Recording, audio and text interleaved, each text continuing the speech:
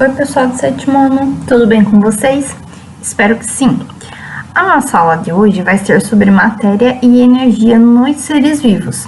Basicamente a gente vai estar falando então a maioria de animais, a gente vai falar também de algumas plantas e de alguns fungos, mas vai estar mais voltado pro reino animal, tá? Que foi o reino que a gente acabou abordando ali nas últimas aulas.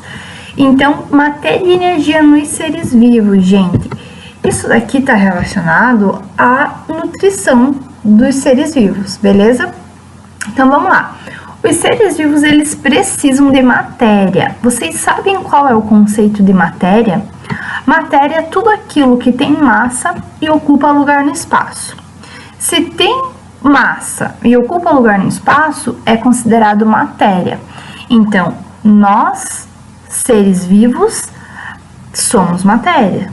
Uma mesa é uma matéria, uma folha é uma matéria, um lápis é uma matéria. Tudo que tem massa e ocupa lugar no espaço é uma matéria. Inclusive aqueles seres vivos que são formados por uma única célula só, que são os seres unicelulares. Eles também são matéria, tá, gente? E o que liga, então, essa questão de o que todos os seres vivos apresentam para serem considerados seres vivos? A gente já viu isso em algumas aulas anteriores, né? A célula e tudo mais. E um deles era o quê? Ter na sua composição compostos orgânicos. Que compostos orgânicos são esses? Carboidratos, lipídios, proteínas e ácidos nucleicos. Então, na composição de todo ser vivo, seja ele unicelular, uma planta, um fungo, um animal, um protista, seja ele o que for, gente, ele vai ter na sua composição, no seu corpo, na sua célula em si, compostos orgânicos, que são carboidratos, lipídios, proteínas e ácidos nucleicos, tá? Todo ser vivo, então, na sua composição tem esses compostos orgânicos, que eles têm funções, inclusive, específicas nas células ou na sua composição do corpo em si. Por exemplo, os carboidratos, eles fornecem energia para os seres vivos e eles estão presentes aí em algumas estruturas celulares, nem todas, né? Mas a principal função deles é fornecer energia.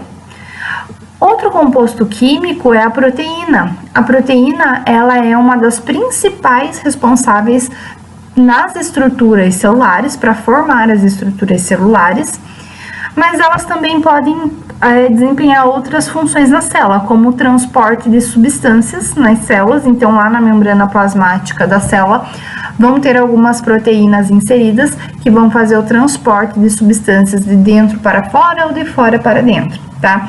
Além disso, as proteínas também elas podem atuar na defesa do organismo contra alguns agentes nocivos, vírus, bactérias, fungos, enfim, tá? E também, por fim, nós temos os ácidos nucleicos. Quais são as funções dos ácidos nucleicos na composição da célula?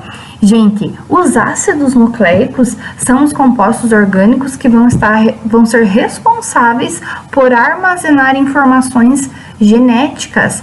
É nos ácidos nucleicos que vai ter a transmissão das características hereditárias. Aquilo que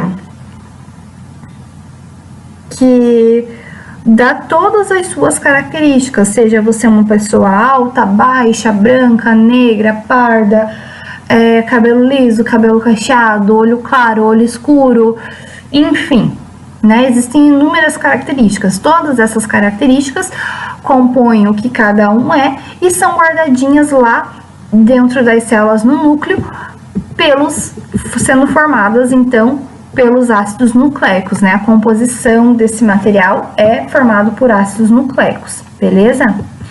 Gente, mas o seguinte, a gente já entendeu, então, que todo mundo é formado por compostos orgânicos, que são carboidratos, lipídios, proteínas e ácidos nucleicos. Mas da onde é que vêm esses compostos orgânicos? Como da onde que vem, gente? Da onde que vem? Vem dos alimentos. Por isso que tá aqui essa foto desse homenzinho aqui formado por um monte de alimentos. Por quê? Porque é através dos alimentos que a gente ingere que a gente acaba adquirindo esses compostos orgânicos, tá?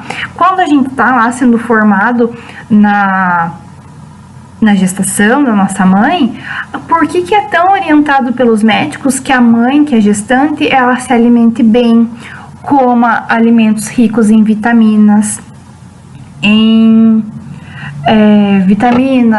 proteínas? Por quê? Porque todos esses nutrientes que a mãe ingere também vão para o bebê, tá? Então, e isso é importante para quê? Para que o bebê ingira, consiga esses nutrientes para formar as suas estruturas corpóreas. E isso é em todos os seres vivos. Todos os seres vivos precisam de nutrientes, precisam desses compostos orgânicos para conseguir, então, produzir a sua estrutura corpórea, né? Produzir, então, a sua composição. Então, além disso, todos os seres vivos precisam de energia. E essa energia também é obtida através de ingerir esses compostos orgânicos que eu acabei de falar para vocês, que é carboidratos, lipídios, proteínas e ácidos nucleicos, beleza? Aliás, produzir compostos orgânicos, né, que são essas estruturas do nosso corpo, da estrutura corpórea nossa, também demanda energia. Então, além da gente precisar desses compostos orgânicos para nossa composição corporal, a gente precisa também de compostos orgânicos para dar energia para a gente fazer isso. Então, vocês vejam que é extremamente importante essa questão da alimentação, certo? E a energia, ela vai ser essencial para todos os processos vitais, seja lá para os batimentos cardíacos, né, para bater o seu coração, para fazer os movimentos de inspiração e expiração na respiração, seja para manter a sua temperatura corpórea a cerca de 36,5 graus Celsius, para tudo, gente. Para a gente dormir, a gente precisa de energia, porque mesmo a gente estando inconsciente, os nossos órgãos internos, nosso coração tá batendo, nós estamos respirando, certo? Então tudo isso tem que permanecer funcionando, senão a gente morre. Para tudo precisa de energia. Então por isso que a gente se alimenta, para conseguir fazer tudo que a gente faz: correr, dormir, andar, se alimentar, respirar, enfim, tudo precisa de energia, tá? Mas afinal, como os animais conseguem a matéria, né? A matéria desses compostos orgânicos e a energia? Então, eu já falei que é através da alimentação. Os seres vivos, eles precisam absorver certa quantidade de matéria-prima para conseguir manter o desenvolvimento do seu organismo e o metabolismo em funcionamento. E essa matéria, ela precisa ser absorvida, só que ela não permanece só naquele organismo, ela sempre está sendo transformada e transferida. Querem um exemplo? O principal exemplo a principal fonte de energia é o Sol. O Sol é a principal fonte de energia do nosso planeta Terra, principal fonte. Aliás, as plantinhas, elas se aproveitam dessa grande oportunidade que o Sol dá pra gente, que é proporcionar energia extra aí pra nós. As plantinhas, elas aproveitam isso e elas se alimentam através da fotossíntese, e nesse processo da fotossíntese, elas capturam aqui as luzes, os raios solares, ali através dos seus pigmentos. O pigmento normalmente os pigmentos é o que dá cor à planta, e aquela cor verde, certo, pessoal? É a cor que é um pigmento que consegue absorver, então, os raios solares, né? A clorofila, ela consegue absorver os raios solares. Aí a planta absorve ali esses raios solares, pega uma aguinha do solo, pega uns nutrientes do solo, absorve um pouco de gás carbônico que está no ar através dos seus estômatos, que são estruturas, aberturas que a gente não vê a olho nu, mas existem aberturas nas folhas das plantas que conseguem capturar ali esse gás carbônico. E além disso, também o estômago ele é responsável também pela transpiração da planta, por ajudar ali a regular a quantidade de água que essa planta vai perder ou não para o ambiente. Então a planta faz como se fosse uma misturinha de tudo isso que eu falei para vocês e produz o que a gente chama de glicose, que é açúcar, tá? Glicose é açúcar. E aí está a grande energia para a plantinha sobreviver. Quando ela conseguiu produzir açúcar, ela tem aí os seus nutrientes para conseguir crescer, fazer mais fotossíntese, produzir fruto, produzir flor, produzir folha, enfim, tá? É assim que ela consegue. Aliás, vocês nunca devem ter visto uma planta sair, arrancar suas raízes e sair caçar por aí, né? Elas não conseguem, então elas fazem isso através da fotossíntese. Elas absorvem, então, esses raios solares e conseguem produzir seu próprio alimento, né? E, consequentemente, sua própria energia. Mas e aí? E os outros seres vivos, por exemplo, os animais, né? Vamos falar dos animais agora. Os animais, eles conseguem fazer essa mesma coisa que as plantinhas conseguem? Vocês já viram nós, por exemplo? Quando bateu uma fome na gente, a gente vai lá no sol e fica parado um tempão e daí passa fome porque a gente produziu glicose? Não, né? A gente não consegue fazer isso. E quando for de noite, então, pior ainda, né? Se der fome à noite, o que a gente vai fazer?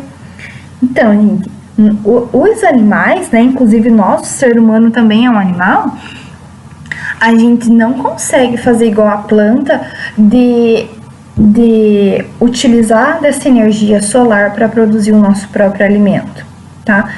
Aí é que entra essa parte de a energia transformada e transferida. Porque vejam, a planta, ela produziu a sua própria energia para ela sobreviver e ter seus nutrientes. Mas aí entra o que a gente chama de cadeia alimentar. O grilo, ele não consegue fazer igual a planta, ele não consegue produzir seu próprio alimento através do sol. Então, o que ele faz? Ele vai lá e se alimenta da planta. Opa, a energia foi transferida. E o sapo? O sapo também não consegue fazer sua energia através do sol. Então, ele precisa se alimentar de outra coisa para obter essa energia. O grilo, ele conseguiu energia porque ele se alimentou da planta e a planta tinha produzido sua própria energia, sua própria glicose lá através da fotossíntese. Então, na estrutura da planta estava essa energia. Quando o grilo se alimentou dela, o grilo absorveu essa energia para ele. Aí o sapo, ele precisa se alimentar do grilo para conseguir essa energia também. E aí entra a cadeia, né? Entra a cadeia alimentar, como eu falei para vocês. Aí vem uma cobra, se alimenta do sapo, também para obter energia. O gavião se alimenta da cobra e assim por diante. Isso é uma cadeia alimentar. A energia que foi liberada lá pelo sol foi transformada pela planta e transferida através da cadeia alimentar, certo? Então, gente, qual é a classificação dos animais quanto ao tipo de alimentação? Afinal, todos os animais, eles precisam absorver matéria-prima e energia de outros seres vivos, seja uma planta, seja um fungo, seja um animal, tá? Os organismos que precisam absorver matéria-prima e energia de outros seres vivos são chamados de heterótrofos. Então, todo ser vivo que se alimenta de planta ou de outro animal é chamado de heterótrofos. Por exemplo, as plantas, elas não precisam se alimentar de outro ser vivo. A planta, ela não come outra planta ou um animal, a não ser que seja uma planta carnívora, né? Daí entra a exceção. Mas elas não fazem isso, né? A maioria das plantas. Então, elas não são heterotróficas, elas são autótrofas, tá? Então, todos os que a gente vai ver a partir de agora são animais heterotrófos, são aqueles que precisam se alimentar de outros seres vivos para conseguir energia. O primeiro deles, lá da cadeia alimentar, são os herbívoros.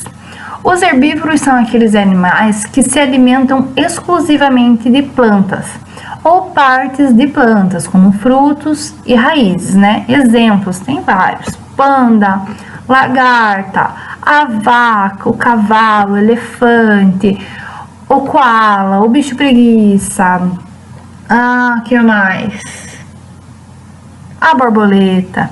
Então, são animais que se alimentam de plantas ou de partes das plantas, certo? São animais herbívoros. Quando eles se alimentam dessa planta, eles estão absorvendo para o corpo deles a energia que a planta produziu. E nessa estrutura da planta vai estar aqueles compostos orgânicos que eu falei para vocês: carboidratos, lipídios, proteínas e ácidos nucleicos. Quando o outro animal se alimenta, ele está adquirindo isso para o corpo dele também. Aí nós temos os animais carnívoros. Os animais carnívoros são aqueles animais que se alimentam de outros animais.